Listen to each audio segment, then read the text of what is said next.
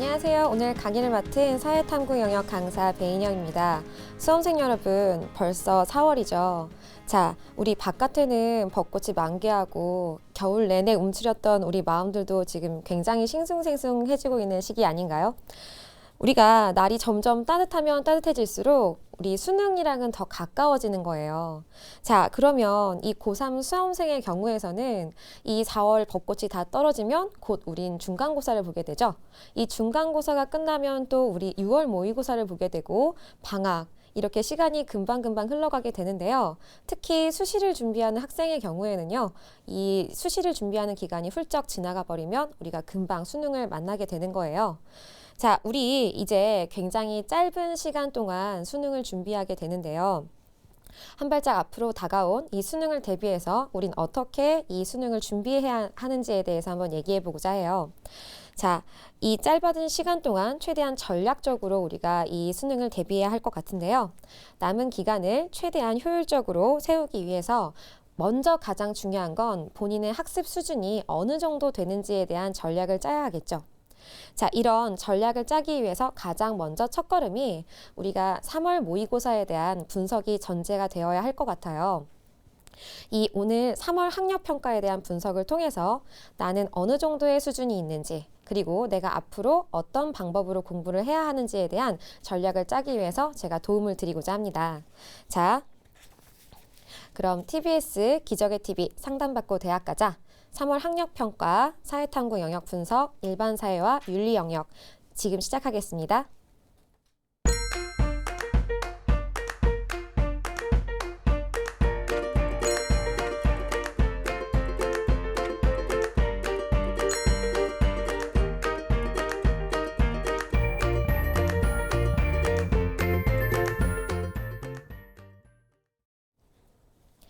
지난달 3월 10일에 서울시 교육청이 주관한 전국 연합 학력평가가 치러졌어요.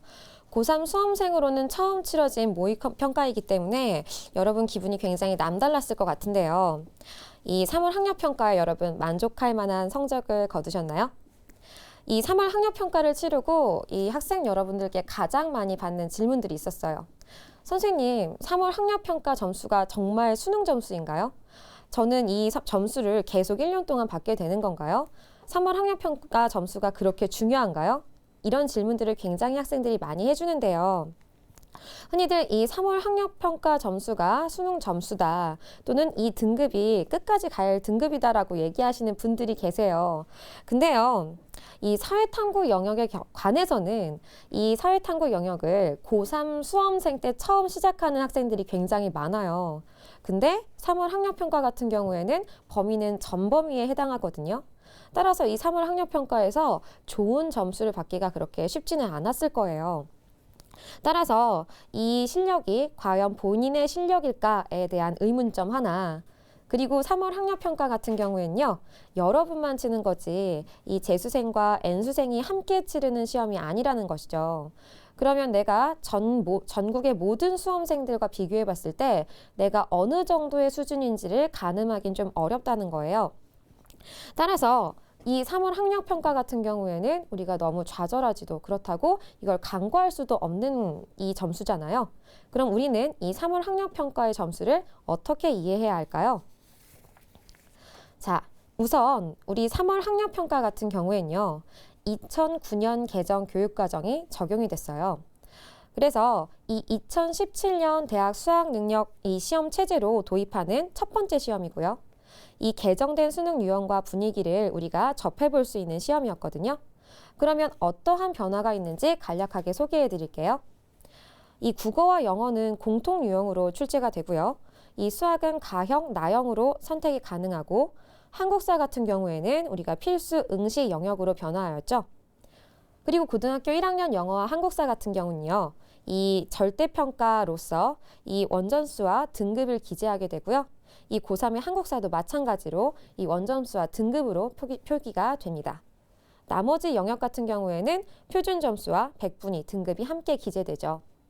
자, 3월 학력평가 성적표를 받게 되면요, 우리가 가장 먼저 확인해야 될 것이 있어요.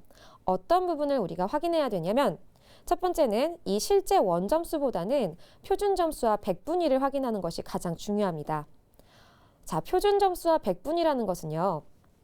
이 전국에서 나보다 낮은 점수를 맞은 학생들과 비교했을 때 내가 어느 정도의 위치에 있는지를 확인할 수 있는 것이거든요. 또한 이 등급의 경우에는 이 수시 모집에서 가장 중요하게 여겨지는 부분이에요.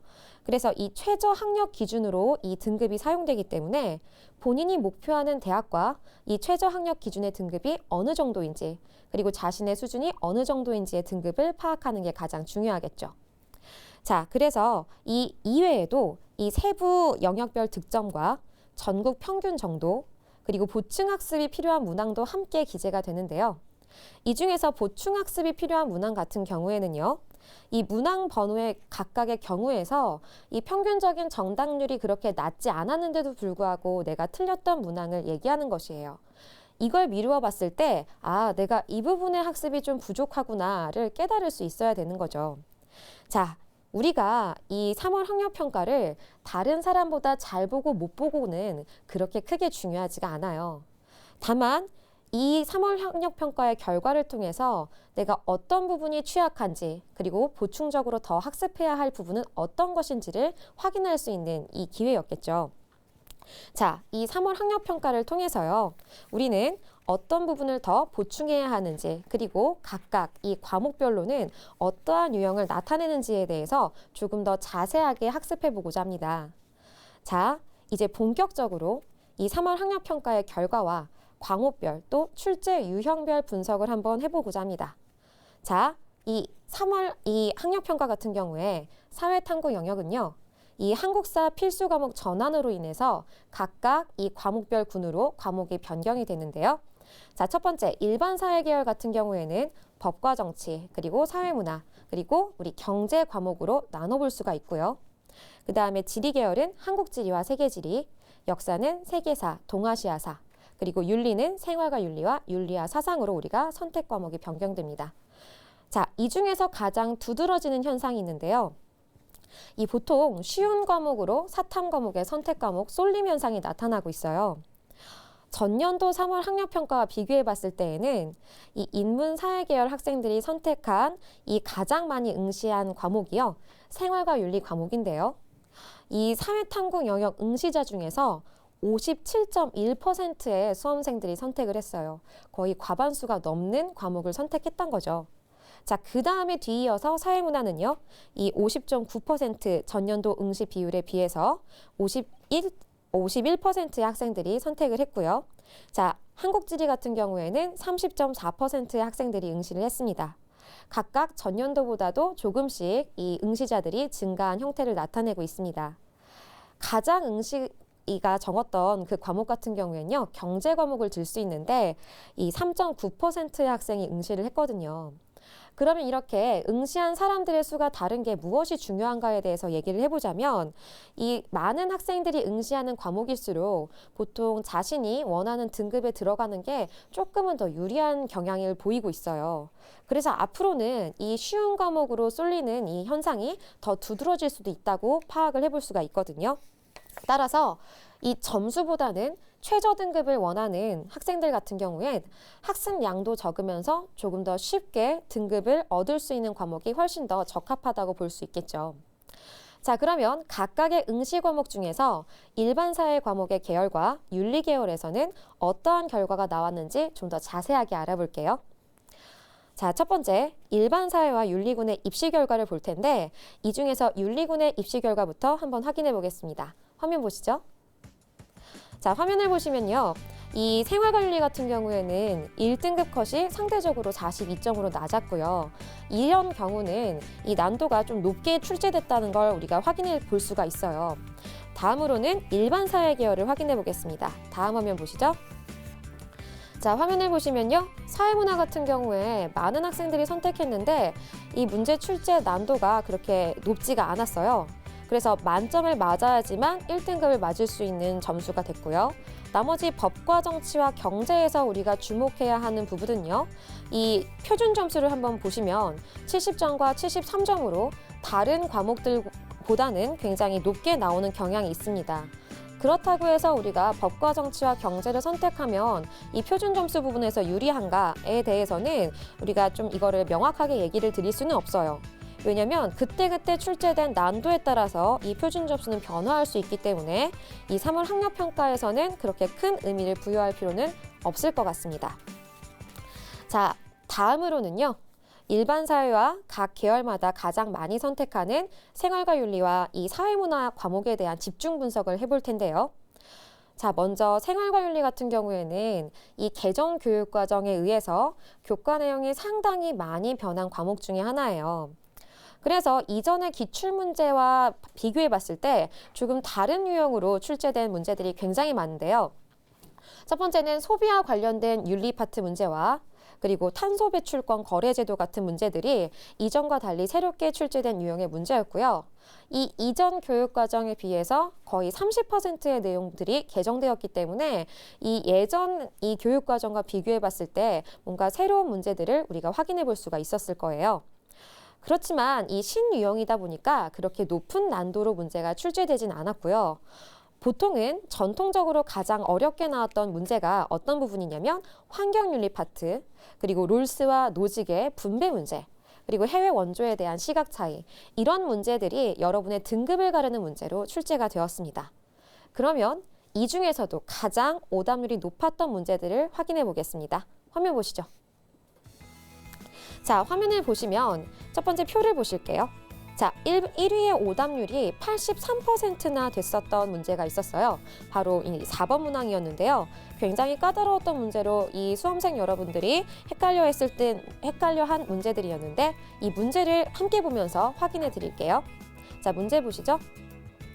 자, 문제를 보시면 이렇게 이 갑, 을, 병 사상가에 대해서 이 사상가가 어떠한 분배에 대한 시각차를 가지고 있는가에 대한 문제입니다.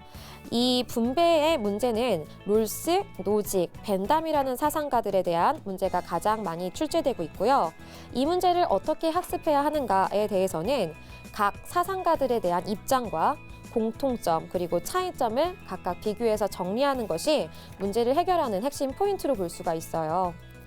가장 먼저 자연적, 사회적 우연성을 배제해야 된다는 롤스와 소득에 대한 과세를 굉장히 부정했던 노직, 그리고 최대 다수의 최대 행복을 주장했던 공리주의의 벤담 같은 부분이 이 분배 정의론에서 가장 많이 출제되는 사상가이기 때문에 이 사상가들 위주로 키워드를 이 정리를 해서 우리가 각각 개념을 매칭시킬 수 있는 그런 능력들이 필요할 것이라고 생각됩니다.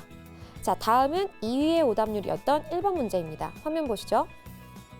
자, 1번 문항 같은 경우에는요, 또 갑과 을에 대해서 이 생활과 윤리에서 가장 자주 출제되는 부분인데요. 이 윤리학의 분류에 대한 문제입니다. 이 보면은 안락사라는 주제를 가지고 이 직접적인 응용윤리 파트의 문제로 헷갈릴 수가 있는데 잘 읽어보시면 윤리학의 특징을 가지고 분류하는 문제인데요. 이 갑 같은 경우에는 객관적인 인과관계라는 단어가 키워드였어요. 그래서 이런 인과관계를 설명하는 기술윤리학, 그리고 을 같은 경우에는 구체적인 이 실생활의 문제를 우리가 적용해서 해결할 수 있는 응용윤리학에 대한 문제였거든요.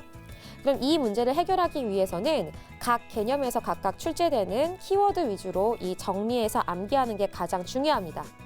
이 문제 같은 경우에는 윤리학이 어떠한 분류로 나뉠 수 있는가 기본적으로 분류를 해보면 첫 번째로는 이론규범윤리학과 실천규범윤리학으로 나눠볼 수가 있고요.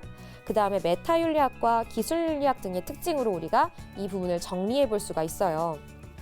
위에서 봤던 이 두 문제들은요, 이 생활과 윤리에서 가장 많은 오답률을 보였던 문제이기 때문에 각 개념에 따른 중요한 출제 키워드들을 나눠서 정리하는 게 필수적인 부분이라고 생각해 볼 수가 있겠죠. 자, 이번에는 사회문화에서 많은 오답률을 보였던 문제들을 한번 확인해 볼게요. 이 사회문화 같은 경우에는 여러분도 잘 알고 있듯이 이 가장 많은 오답률을 결정하는 문제가 표와 통계에 대한 문제였어요.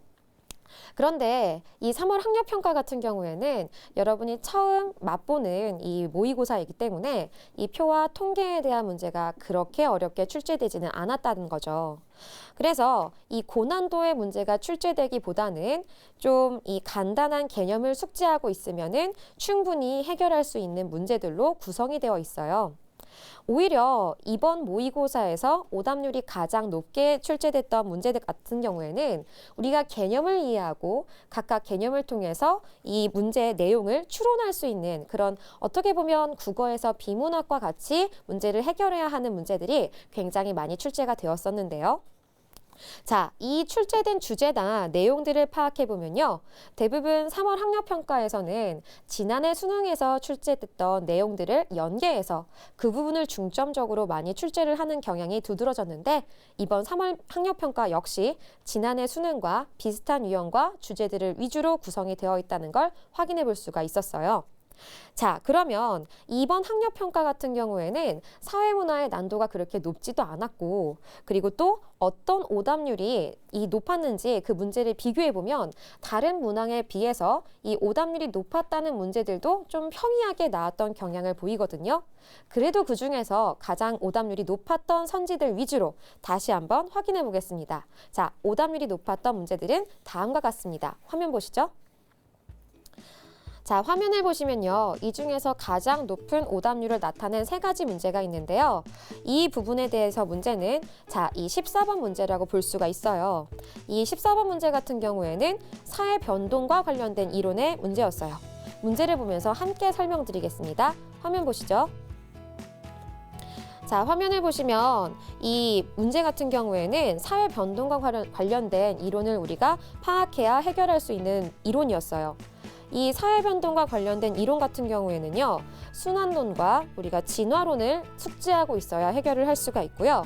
자, 이 중에서 사회가 퇴보합니까? 라고 물어봤을 때 예라고 대답할 수 있는 이론 같은 경우에는 이 사회가 퇴보할 수 있다고 보는 게 순환론이라고 볼 수가 있고요. 자, 근대화론의 기반이 되는 관점이라고 얘기했을 때에는 이 근대화론의 전제가 되는 이론, 진화론을 구분할 수가 있어야 합니다. 이 문제 같은 경우에는 각 개념과 관련된 표현을 주의해서 암기를 한다면 이 문제 해결에 그렇게 큰 어려움은 없다고 볼 수가 있어요. 자, 그 다음에 우리가 확인해야 되는 문제는요. 바로 계층 이동과 관련된 문제인데요. 이 부분 같은 경우엔 아까도 설명드렸듯이 이 모든 모의고사나 학력평가 그리고 수능에서는 이 계층 이론과 관련된 문제들이 굉장히 어렵게 많이 출제가 되고 있단 말이에요.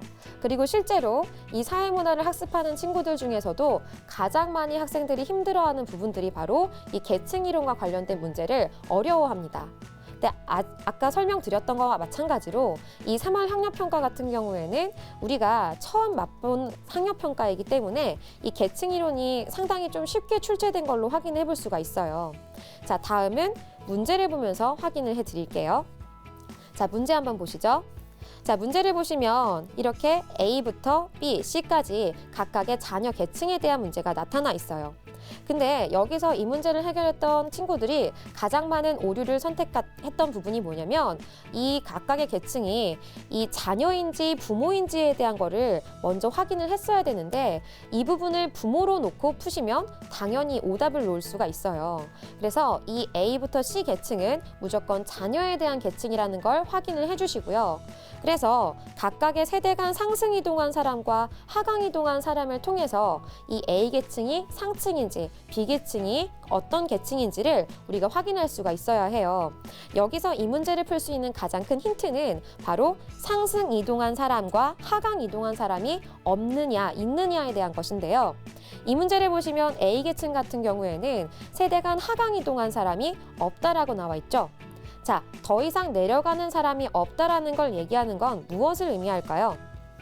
자, 내가 더 이상 내려갈 곳이 없다라는 거는 내가 하층이라는 걸 나타내고 있기 때문에 A 같은 경우에는 하층을 얘기할 수가 있겠죠. 자, B 같은 경우에는 상승 이동한 사람이 없다는 건 내가 더 이상 올라갈 부분이 없다는 걸 얘기하기 때문에 상승 이동을 말하는 겁니다. 그리고 C계층 같은 경우에는 상승 하강이 모두 가능한 계층이기 때문에 이 C계층을 우리가 중층이라고 파악할 수가 있을 거예요. 이걸 우리가 파악한다면 좀 더 이 계층 이동 문제를 쉽게 해결할 수가 있을 것 같습니다. 자, 이런 부분들을 우리가 고려해서 이 계층 이동 문제들은 쉽게 해결할 수가 있을 텐데요. 자, 지금까지 이 윤리와 사회문화 계열에서 우리가 가장 높은 오답률을 기록했던 문제들을 확인해 봤었어요. 자, 공통적으로 우리가 두 과목에 대해서 문제들을 확인을 해보면 우리가 개념을 확인하고 그 개념과 관련된 공통적으로 늘 반복되는 패턴의 키워드들이 존재한다는 걸 우리가 알 수 있었어요. 그러면 우리가 3월 학력평가 이후에는 어떻게 공부를 해야 할지에 대한 얘기를 한번 해보도록 할 텐데요. 우리가 여러 가지 앞서 문제에서 확인했듯이 이 사회 과목 같은 경우에는 각 과목마다 중요한 개념들의 키워드들이 존재합니다. 그러면 이 키워드들을 중심으로 항상 자주 출제되는 그런 관련된 개념들이 있는데요. 선생님은 항상 학생들에게 설명을 할 때 이런 식으로 말씀을 드려요. 자, 키워드들을 가지고 우리는 편가르기를 할 거야. 예를 들어서 아까도 이 순환론과 진화론에 대한 개념을 확인하는 문제였죠. 그러면 진화론과 관련돼서 항상 많이 나오는 그런 표현들은요. 이 서구 중심적이다. 그리고 항상 발전을 의미한다. 사회변동은 더 발전을 의미하고 전통과 관습에 대해서는 우리가 이걸 무시한다. 또는 순환론 같은 경우에는 운명론적 관점이다. 또 우리가 사회변동을 무조건 발전이라고 보지는 않는다. 이렇게 반복되는 이 개념은 진화론 쪽, 이 개념은 순환론 쪽으로 양쪽으로 편가르기를 해서 이 개념을 확인해 본다면 뭔가 머리에서 좀 명확하게 우리가 문제를 풀 때 쉽게 확인할 수가 있었을 거예요. 그래서 정말 말씀을 드리고 싶은 거는 무작정 우리가 개념만을 암기한다기보다는 그 개념을 이렇게 덩어리를 지어서 우리가 연상하는 그 방법이 굉장히 중요할 거예요. 그래서 먼저 개념에 대한 이해가 중요하고 그 키워드들을 본인의 것으로 본인이 생각하는 이렇게 구조화시키는 것들이 굉장히 중요한 학습의 방법이라고 생각을 합니다. 자, 그래서 일반적으로 제가 이 수업을 할 때 이 사회문화 같은 경우 또는 생활과 윤리 같은 이런 일반 사회 윤리 계열 과목 같은 경우에는요. 먼저 6월 전까지는 꼭 이 개념 학습이 먼저 전제가 되어야 한다고 생각이 돼요. 그래서 이 개념 학습을 완벽하게 숙지를 한 다음에 그리고 우리 잘 알고 있죠. 이 EBS가 꼭 여러분에게 연계돼서 출제가 되기 때문에 우리는 이 EBS 교재에 대한 연계 구성이 굉장히 중요합니다. 따라서 우리는 6월까지 이 EBS와 기출에 대한 연습이 굉장히 많이 전제가 되어야 할 텐데요. 자, 그럼 여러분에게 추천드리고 싶은 방법은 6월까지 개념학습과 기출에 대한 풀이 그리고 EBS 연계교재에 대한 학습이 전제가 되어야 할 것을 말씀드릴 수 있어요. 그 다음에는 우리가 방학 때부터는 사실 그렇게 시간이 많아 보이지만 학습을 실제로 사회탐구 영역에 쏟을 수 있는 시간적 여유가 그렇지 많지 않을 거예요. 따라서 이때부터는 우리가 이미 6월 전까지 개념을 끝난 뒤에 실제로 우리가 연습해 보듯이 수능을 연습해 보듯이 수능형으로 구성되어 있는 모의고사를 시간을 재가면서 확인해 보는 것이 가장 중요하다고 생각이 되거든요. 그래서 이렇게 우리가 6월까지 개념 학습하고 모의고사로 천천히 연습을 해본다면 우리가 수능에서는 좋은 성적을 받아볼 수 있을 것 같아요. 자, 지금까지 우리가 3월 학력평가에 대한 분석과 3월 학력평가 이후에 어떻게 우리가 공부를 해야 하는지 학습법에 대해서 알아봤는데요. 자, 지금까지 강의했던 내용에 대해서 다시 한번 되짚어 보겠습니다.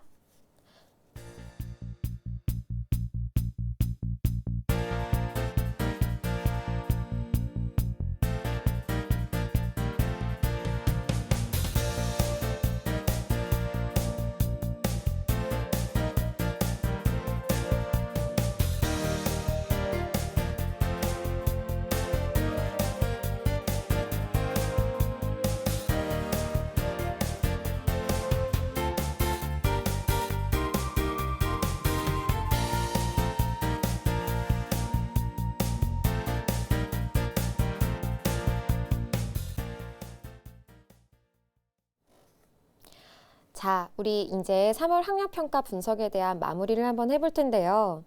우리가 처음에 시작했을 때 말씀드렸듯이 이 3월 학력평가에 대한 점수는요. 사실 이 3월 학력평가에서 맞은 등급은 여러분에게 크게 그렇게 중요한 등급은 아니에요. 하지만 여기서 우리가 꼭 기억해야 되는 거는 이 3월 학력평가 같은 경우에는 자, 이 3월 학력평가나 앞으로 우리가 보게 될 모의고사 같은 경우에도요. 이 학력평가나 모의고사의 주 목적은요. 여러분의 본인의 성적을 또는 실력을 최종적으로 평가하는 도구가 아니란 거죠. 이 3월 학력평가 그리고 뒤에 치를 모의고사는요. 여러분이 최종 목적인 이 대학 수학 능력 시험을 위해서 우리가 어느 정도의 수준까지 도달했는지 그리고 내가 부족한 부분은 어느 정도인지에 대해서 이걸 확인해 볼 수 있는 보조적인 수단에 불과합니다. 그렇기 때문에 이 3월 학력평가의 점수에 대해서 너무 우리가 일희일비할 필요는 없다는 거죠.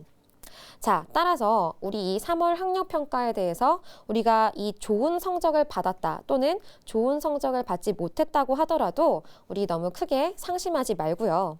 그리고 이 부분에 대해서 각각 우리가 학습 완성도를 한번 점검해 보시고 내가 어느 부분에서 부족한 점이 있었는지 그리고 내가 좀 더 보충적으로 학습해야 되는 부분은 어떤 부분인지에 대해서 이렇게 차근차근 계획을 수립하는 그렇게 계획을 수립할 수 있도록 평가할 수 있는 도구로서 우리가 활용을 해봤으면 좋겠어요. 여러분 이제 벌써 4월입니다. 자, 고3 수험생 같은 경우에는요. 여러 가지 학교 일정을 소화하다 보면은 어영부영 수능까지 시간이 훅 지나가는 경우가 되게 많고요. 이렇게 학사 일정을 소화하다 보면 어느새 수능을 치러가는 학생들도 굉장히 많죠. 자, 우리 앞으로 7개월 남짓한 시간들이 남았죠. 이 시간은 우리가 짧다면 굉장히 짧기도 하고요. 그렇다고 해서 또 우리가 이 시간을 무시할 수도 없는 시간이에요. 이 시간은 여러분의 미래를 결정할 수 있는 굉장히 중요한 시간이라고 생각을 합니다. 자, 본인이 원하는 입시 전형을 우리가 철저하게 파악해서 이 분석을 통해 남은 시간을 우리가 효율적으로 사용한다면 앞으로 우리가 원하는 목표를 통해서 한 발짝 더 나아갈 수 있는 시간이 될 수 있을 것 같아요. 자, 우리 하루하루 최선을 다해서 한 걸음씩 나아가는 여러분 늘 응원할게요. 자, 이어서 우리 잠시 전하는 말씀 들으시고 3월 학력평가 분석 역사군 박영규 선생님의 강의가 이어지니까요. 우리 끝까지 함께 해주세요. 감사합니다.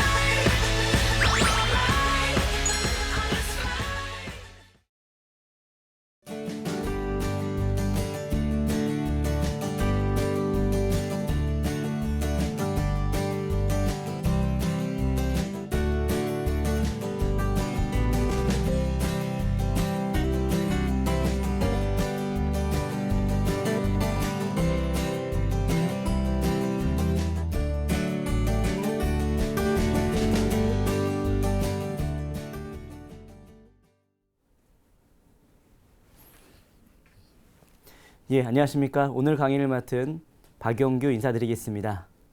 자, 오늘 여러분과 함께 동아시아 세계사 관련된 얘기 함께 하도록 하겠습니다. 4월입니다. 많이 더워지고 있습니다. 벌써부터 더워지고 있어요. 여러분 더위가 싫습니까? 추위가 싫습니까? 저는 좀 더 추위가 싫은데요. 그런데 여러분들 수험 생활은 더위와의 싸움입니다. 체력과의 싸움이다. 이렇게도 말씀드릴 수 있겠는데요. 예전에 미생의 드라마 미생 아시죠? 이런 대사가 있더라고요. 체력이 약하면 빨리 편함을 찾게 마련이고 그러다 결국 피로감을 견디지 못하면 승부 따윈 상관없는 지경에 이르지. 이기고 싶다면 충분한 몸, 체력을 먼저 만들라. 굉장히 와닿았던 말입니다. 수험 생활의 성공, 그것은 체력부터 시작된다라는 말씀 드릴 수 있겠어요. 그래서 여러분들 기초 체력 다지기 위해서 자, 아침에 일어나서 맨손 체조 그리고 좀 비타민도 챙겨 드시는 것도 좋겠고요. 아침 식사도 꼭 챙겨 드시면 좋겠고요. 이게 단기간이라 하지만 그 기간 동안에 건강한 모습으로 공부해야 큰 성공을 이룰 수 있을 거라 말씀드릴 수 있겠습니다. 체력을 키우는 것 모든 공부의 시작이고 공부뿐만 아니라 우리의 인생의 가장 중요한 기초가 아닐까 싶습니다.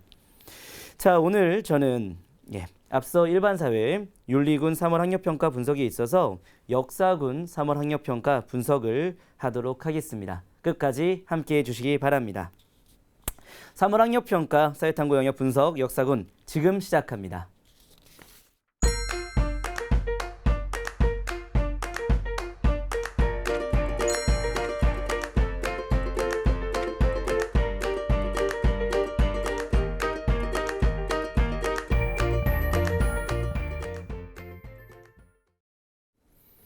예, 오늘 역사군 강의는요. 수험생들이 역사 쪽에서 선택하는 과목 동아시아 세계사 과목입니다.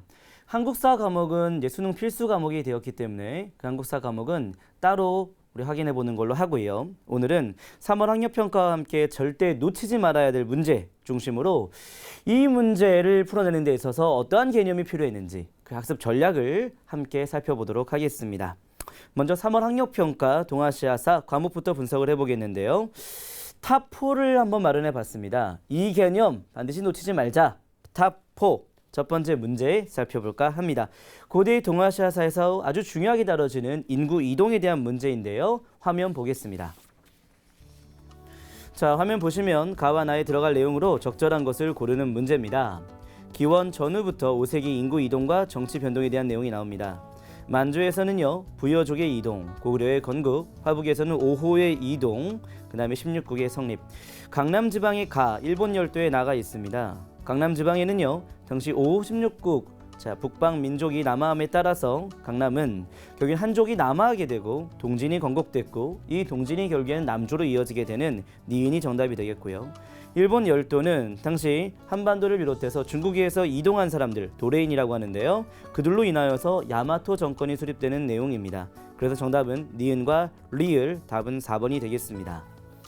자, 잠깐 저를 좀 보시면서 설명을 좀 이어가겠습니다. 여러분들 동아시아사 과목, 제가 이 문제에 대한 설명을 드린 이유가 있습니다. 여러분들 동아시아사는요, 역사 과목의 특징을 반영하고 있기 때문에 굉장히 시기에 대한 이해가 매우 중요합니다만 그 시기와 함께 해야 될 게 하나가 있습니다. 여러분들 새로운 학습 방법이라 말씀드릴 수 있겠고요. 저는 사실 현장 수업에서 이 방법대로 학생들과 함께 해나가고 있는데요. 그건 바로 무엇이냐면 지도입니다. 아, 선생님, 역사 과목, 동아시아사 과목 가르치는데 지금 뭐 지리 가르치는 사람도 아닌데 무슨 지도를 그렇게 강조합니까? 아닙니다. 동아시아사 과목은 지도를 잘 그리면 고득점이 나옵니다. 그 지도가 시대별로 나눠지는 게 제일 좋겠다 싶은데요. 시대, 지도, 이게 동아시아의 고득점의 최고의 중요한 관건이라 말씀드릴 수 있겠습니다. 한번 지도 한번 그려볼게요. 여러분들 한반도가 이렇게 있고요. 자, 그리고 이제 중국 이렇게 있습니다. 베트남 이렇게 있고요. 자, 그리고 여기는 이제 일본 열도가 이렇게 있죠. 예, 이렇게 됩니다. 지금 북방 민족이 남하하게 되었고요. 그래서 이 북방 민족으로 인해서 생긴 나라가 바로 이 5호 16국이 되겠습니다. 그러면 여기에 살던 한족들은 남하하지 않겠습니까? 그 남하에서 세워진 나라가 동진이 되겠고 그 동진이 5세기로 가면 남조가 되는 거예요. 그리고 5, 16국이 5세기로 가면 북조가 되는 겁니다. 그리고 이 남조, 북조 이때에 고구려에는 광개토 대왕, 장수왕 때가 되는데 특히 이 장수왕이 남북조와 교류를 하게 되었고 아주 다원적인 외교관계를 맺은 것과 백제와 신라가 여기 있고 일본은 당시 4세기 무렵에 야마토 정권이 수립되는데 그 야마토 정권은 중국과 또는 백제에서 왔다라는 얘기입니다. 이게 어떻게 출제되냐면요. 지금 위에 시기를 언급하고 있지 않습니까? 그 시기를 놓치지 말아야 돼요. 4세기, 5세기.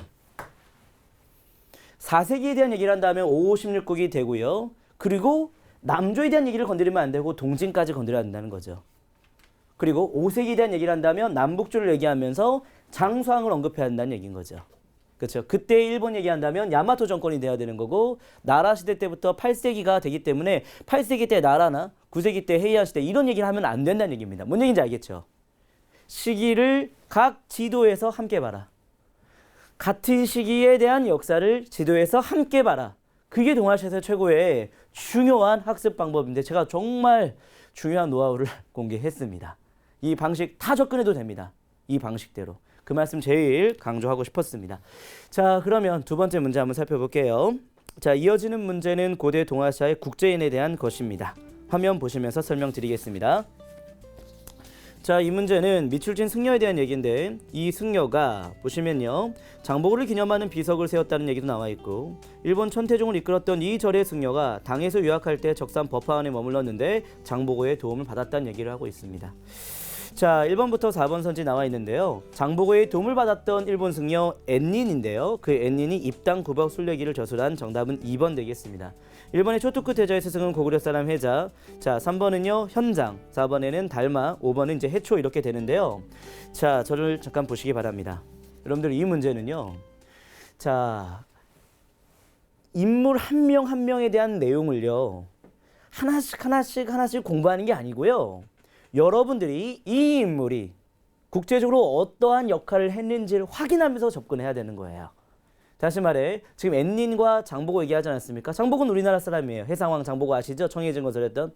엔닌은 일본 사람입니다. 근데 관계가 있잖아요. 동아시아에서는 그런 관계를 중시해요. 자, 사실 동아시아의 평화와 번영, 화해 굉장히 필요한 화두고 주제 아닙니까? 우리가 나서서 동아시아에 이런 국제적인 교류를 했던, 평화를 이룩했던 이런 많은 사람들을 좀 다루고 있는 겁니다. 굉장히 저는 이 아시아에서 대한민국이 선구적 역할을 하고 있다 생각해요. 동아시아 평화를 위해서 노력하는 그런 과목이 채택된 것이 굉장히 의미 있는 일이라 생각이 듭니다. 그렇기 때문에 이런 국제인들에 대한 역사 하나씩 꼼꼼히 공부해 볼 필요가 있겠습니다. 자, 대표적인 사람은 아베노 나카마루라던가 뭐 당나라의 감진. 자, 감진이 이제 일본에 가서 굉장히 많은 고행을 통해서 계율을 발전시켜냈던 내용이 나오고요. 당시 당나라의 재상까지 올랐던 베트남 뭐 끄엉콩푸 이런 사람들이 있거든요. 자, 우리나라 사람 중에는 뭐 최치원이라던가 해초, 장보고 이런 사람들이 있는데, 자, 각 인물들을 국제적인 관계에서 이해하자. 예, 이게 굉장히 중요한 내용입니다. 예, 그렇게 좀 공부해 주시면 좋겠고요. 자, 다음 문제 살펴보겠습니다. 다음 문제는 시기별 동아시아의 이해가 필요한 내용인데요. 자, 문제를 보면서 확인해 드리도록 하겠습니다. 가 왕조에서 볼 수 있는 모습인데요. 지금 가라는 얘기가 나오는데요. 자, 지금 저희가 5번 문제에 대한 내용을 살펴보고 있습니다. 가 왕조에서 볼 수 있는 모습인데요. 자, 이 가 왕조는 선비족이 건국했다라고 되어 있어요. 화북지방을 통일하고 균전제를 실시했다라고 되어 있고, 그 밑에는 남조의 왕 중에 하나라고 되어 있습니다. 그리고 밑에 5세기라고 되어 있습니다. 자, 그러면 5세기 때의 동아시아의 당시 중국의 상황. 자, 이건 북조거든요. 북조의 북이라고 하는 나라인데 한화 정책을 펼쳤던 이 북이 호어와 호복을 사용을 금지하는 황제. 자, 효문제에 대한 얘기였습니다. 정답은 1번인데요. 2번은 돌궐의 화본공주 파견을 건의하는 신하. 당시 돌궐이 있었던 시기는 당시 이 5세기가 아니었고 6세기 이후가 되는데요. 어쨌든 수하 당에 대한 내용이었고요. 3번의 살수대첩, 이건 7세기 수하의 관계에서 볼 수 있고, 4번의 신라 연합하여 사비성을 점령한 장군은 당나라, 백강 전투에서 나당 연합군에 맞선 수군, 이거는 백제와 더불어서 외였다 보시면 되겠습니다. 저 잠깐 보도록 할게요. 이거는 이 문제는요. 자, 왕조를 묻는 문제가 아닙니다. 왕조 묻는 문제이긴 하지요. 그런데 공부할 때 어떻게 하시라고요? 시대에 입각해서 하시라고요. 단서를 제시했잖아요. 5세기경이라고. 그러면 5세기 경때의 중국의 상황이 어떤 상황인지 알고 접근하는 겁니다. 일로 와, 잠깐 다시 와보시면요. 제가 아까 말씀드렸잖아요. 56국가 동지는 4세기라고. 그리고 북조와 남조가 5세기라고 말씀드렸던 거 기억날까요? 그 북조의 북이라고 하는 나라를 얘기하고 있는 겁니다. 그러면 5세기경이라는 표현을 썼으니까 북이 연결하면서 북의 특징을 연결하면서 이들은 북방민족이지만 중국과 동아기에서 하나 정책을 펼쳤던 그 내용으로 정답을 가는 거예요. 이해되셨죠? 그래서 동아시아에서는 시기와 지도예요. 시기와 지도. 이해되셨죠? 여기 선지에 뭐 돌궐 얘기 나오고 뭐 그다음에 수나라 당나라 이런 얘기 나오는데, 여러분들 이거 좀 어려워할 수 있기 때문에 제가 한번 정리 한번 해볼게요. 북방민족의 시기적 역사가 조금 어렵거든요. 간단하게 정리하면요. 5세기 때는 지금 방금 전에 북이를 얘기했어요. 선비족의 북이. 자, 그런데요. 6세기 때부터 돌궐이 등장하게 됩니다. 그리고 7세기 때에 자, 이때 토번이 등장하게 돼요. 그리고 8세기 때에 위구르가 등장하게 되거든요. 자, 여러분들 그런데 여러분들 그 신라가 삼국을 통일하지 않습니까? 그렇죠? 신라가 삼국을 통일하게 된 계기는 당나라 세력들을 몰아내게 된 계기는 고구려 사람, 백제 사람을 끌어들였잖아요. 그렇죠? 그래서 함께 민족이 힘을 합쳐서 당을 몰아낸 건 맞는데, 이번에 동아시아 EBS 교육과정에 처음 들어간 내용 중에 하나가 사실 이때가 토번이 성장해서 토번과 당이 싸우는 과정에서 당나라의 세력들이 토번에 집중했다는 내용이 좀 나와요. 뭡니까? 결국에는 아시아의 한반도에 대한 얘기만 하는 게 아니라는 거죠. 동아시아의 국제적인 관계 속에서 이 삼국의 통일 과정을 이해해보자는 얘기인 거죠. 이해되셨죠? 그래서 이때가 바로 7세기가 되겠습니다. 그래서 돌궐, 토번, 위그르 이렇게 이해하시면 되는데요. 자, 그러면요. 지금 현재 아까 문제에 북이가 나오지 않았습니까? 북이. 북이는 5세기 때입니다. 뭐 5세기 때 북이에 돌궐이나 토번이나 위그르 이런 나라가 나오면 될까요? 안 된다는 얘기인 거예요. 이해되셨죠? 5세기에 대한 시기면 6세기 때 등장한 나라들에 대한 언급은 하면 안 된다는 얘기죠. 동아시아 문제 구성이 그렇게 돼 있어요. 시기별 이해를 정확하게 하고 있느냐. 이제 오늘 여기에서 여러분들이 사실 많은 내용들을 공부하려고 하지 마시기 바랍니다. 여러분들 사실 제가 오늘 준비한 거는요. 여러분들이 지금 학교에서 진도 나가는 범위 내에서에 대한 내용의 문제들이에요. 평가원 문제가 6월이 있고 9월이 있지 않습니까? 그때는 어느 정도 진도가 나갔다 하지만 지금은 진도가 안 나간 상태에서 공부하고 있습니다.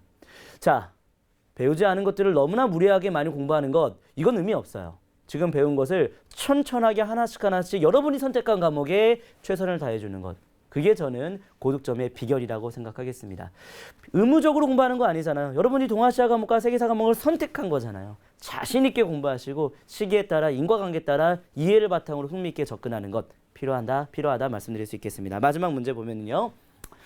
자, 이 문제는 고대 중국의 대외관계사 문제인데요. 진시황제 나오고 한무제 나왔습니다. 이들은 다 흉노로 인해서 많은 고통이 있었던 이제 나라였는데요. 자, 진시황제도 흉노를 몰아내기 위해 만리장성을 쌓고 한무제는 드디어 흉노를 견제하기 위해서 흉노를 이제 몰아내는 큰 역할을 했던 왕이었습니다. 그래서 정답은 1번 되겠는데요.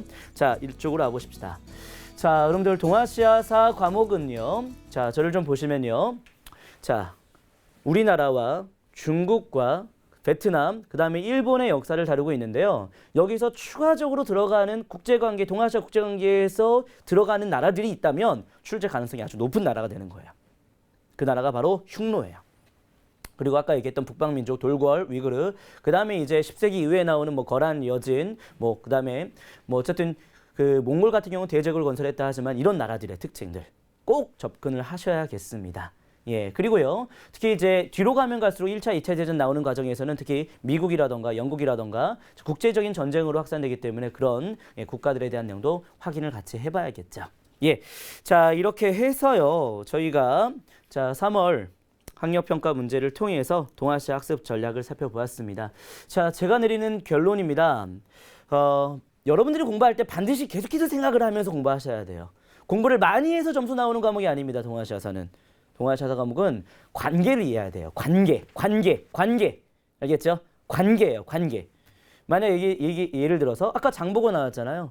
장보고를 단순히 해상황 장보고 청해진으로 국한시키지 말란 얘기예요. 산동반도에 버파원을 만들었고 애닌이라고 승려가 일본으로 갔을 때 장보고가 도와줬고 자 이런 역할들을 국제관계에서 이해해야 된다는 얘기입니다. 관계사입니다. 관계사.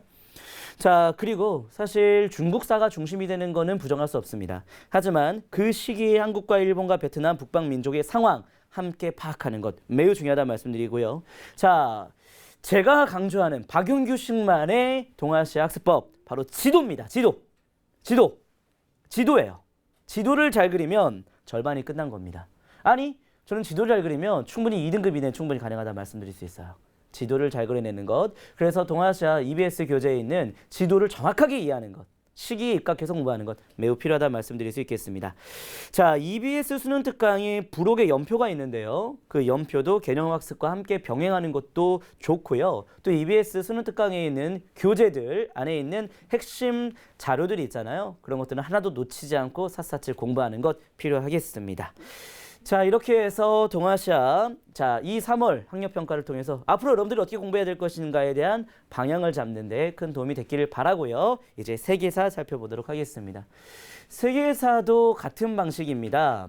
자 세계사는요. 3월 학력평가 시험 중에 반드시 학습해야 될 탑4 또 한번 준비해봤는데요. 절대로 놓치지 말아야 할 개념 함께 살펴보겠습니다. 첫 번째 문제는 인도 문제인데요. 함께 보겠습니다.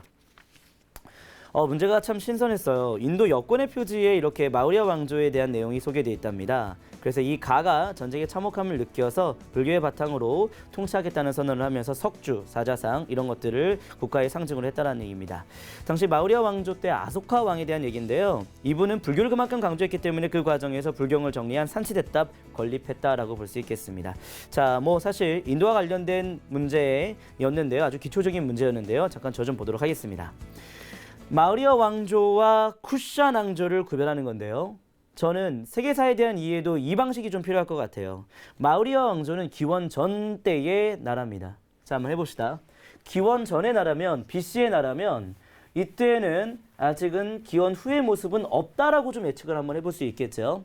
해봅시다. 마우리아 왕조가 인도가 이렇게 있는데 마우리아 왕조는 여기에 있었거든요. 자, 이렇게 되는데 이 마우리아 왕조 때는 BC 때이기 때문에 이때 불교가 자 발달을 하게 되는데 이때 불교는 초기의 불교 상자부 불교가 되겠습니다. 그래서 석주라던가 산치대탑을 통해서 확인할 수 있는데 이 불교가 지금 현재 동남아 쪽으로 그렇게 많이 전해지는 내용은 있습니다. 그렇기 때문에 바닷길을 통해서 전해지는 건 맞습니다. 그런데 자, 여러분들 한무제 때 장건이라고 하는 자가 서역과의 교류를 위해서 서역과의 교류를 하게 됐던 계기가 있는데 그게 바로 비단길이거든요. 이렇게 비단길을 개척하게 되거든요. 그러면 이 길이 형성이 된 겁니다. 한나라는 이제 AD 나라거든요. 기원 후 나라거든요. 그러면 이곳을 통해서 이제는 불교가 전파되지 않겠습니까? 이제는 바닷길이 아니라 이렇게 전파가 되는 게 나오는 거예요. 이게 바로 쿠샤나 왕조가 되는 겁니다.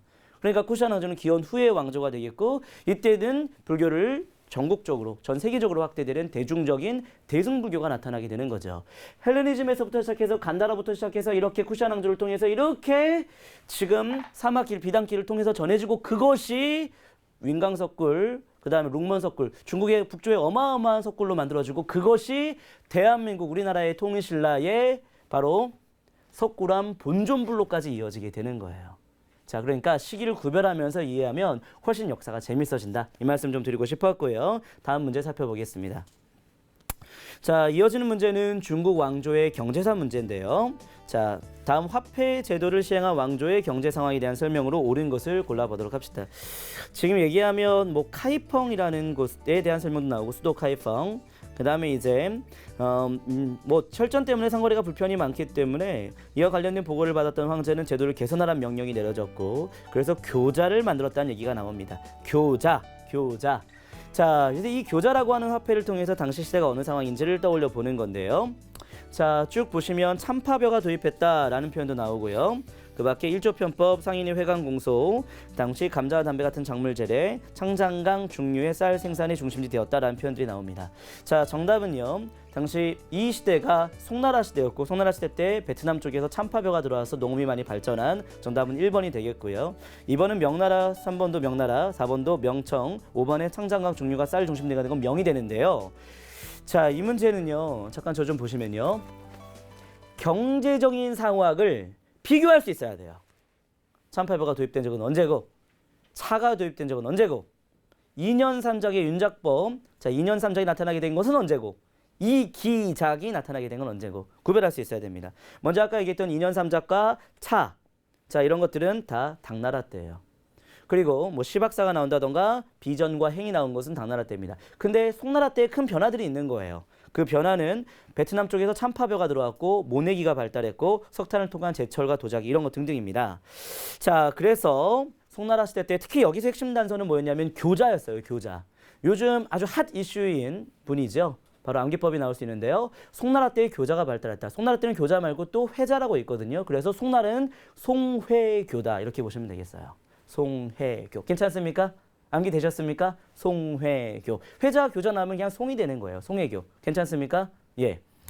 자, 근데 우리의 송중기는 어디 갔나요? 자, 그렇게 확인하면 되겠습니다. 그래서 여러분들 경제적인 정확한 특징 그 시대별로 구별할 수 있어야 된다. 그 말씀 좀 드리겠고 이런 문제는 정말 많이 나옵니다. 한 문제씩 꼭 나온다는 것 기억하시고 또 하나 여기 지금 창장강 중류라는 표현 나오는데 창장강은 어딘지 저도 모르겠어요.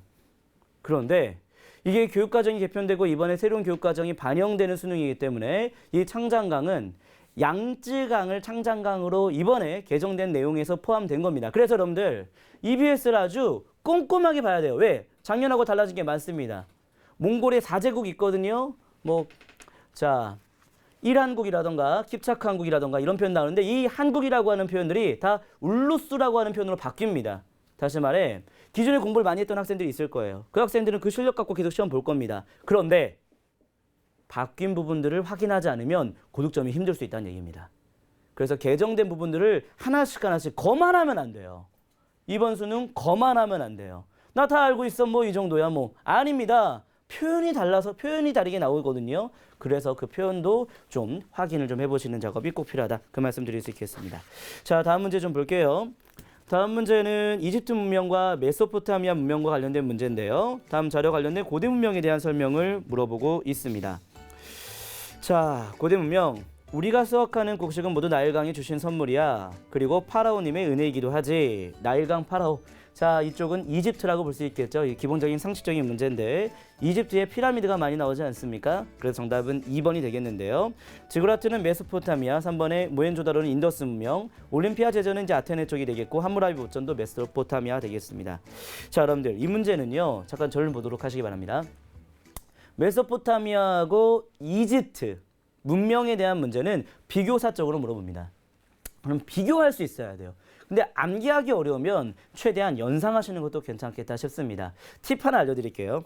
여러분 메소포타미아는 굉장히 여기는 많은 왕조가 많이 교체됐던 곳입니다. 범람이 많았던 곳이기 때문에 이쪽은 아주 엄격한 법률과 그 밖에 태음력, 그 밖에 현세적인 다신교의 모습, 그 다음에 길가메시의 서사시라고 현사를 즐기는 내용이 좀 담겨져 있고요. 60진법 쐐기 문자가 있습니다.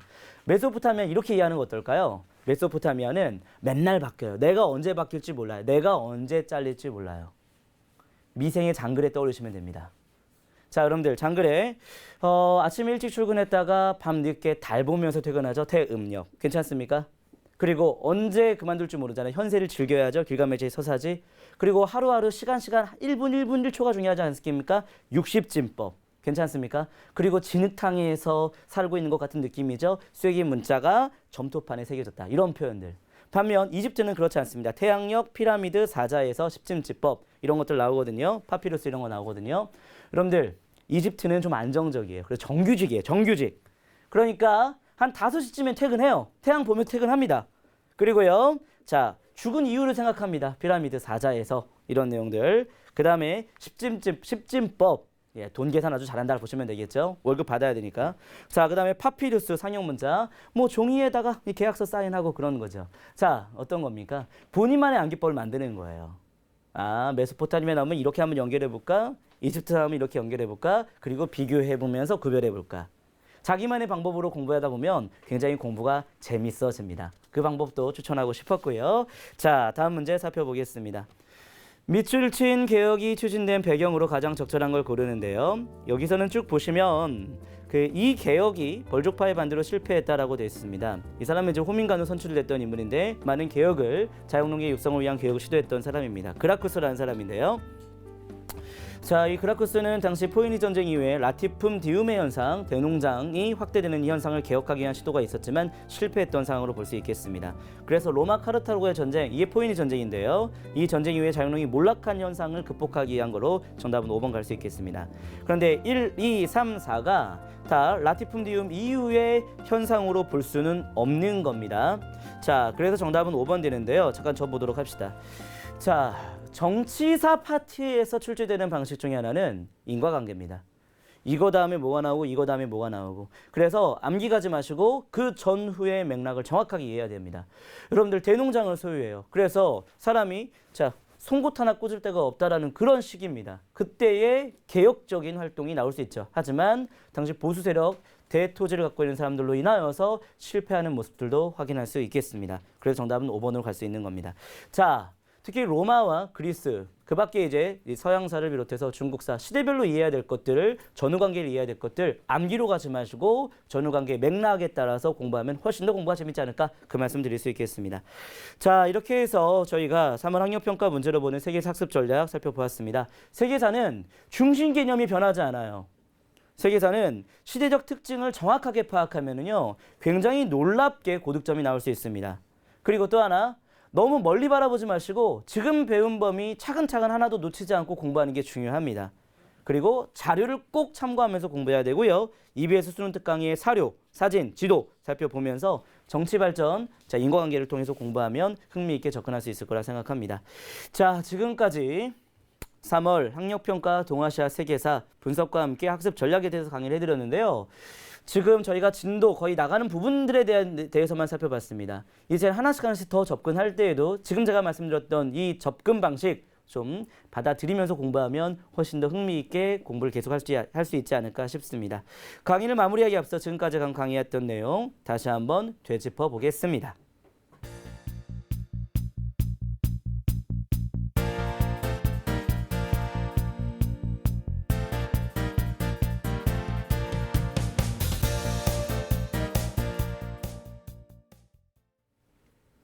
여러분들 인생은 끊임없는 반복이라 합니다. 반복에 지치지 않는 자가 성취한다 하는데 저는 생각이 좀 다릅니다. 무언가 하나에 뜨거운 열정을 갖고 접근하다 보면 그 애정이 열정을 만들고 그 열정이 여러분들의 성공으로 이어질 거라 봅니다. 반복 중요합니다. 하지만 사랑하십시오. 뜨겁게 사랑하십시오. 동아시아 세계사 우리의 역사 뜨겁게 사랑하시면서 여러분들 좋은 성과 내시는 그런 과정 밟았으면 좋겠습니다. 예, 이상 박윤기였습니다. 수고하셨습니다.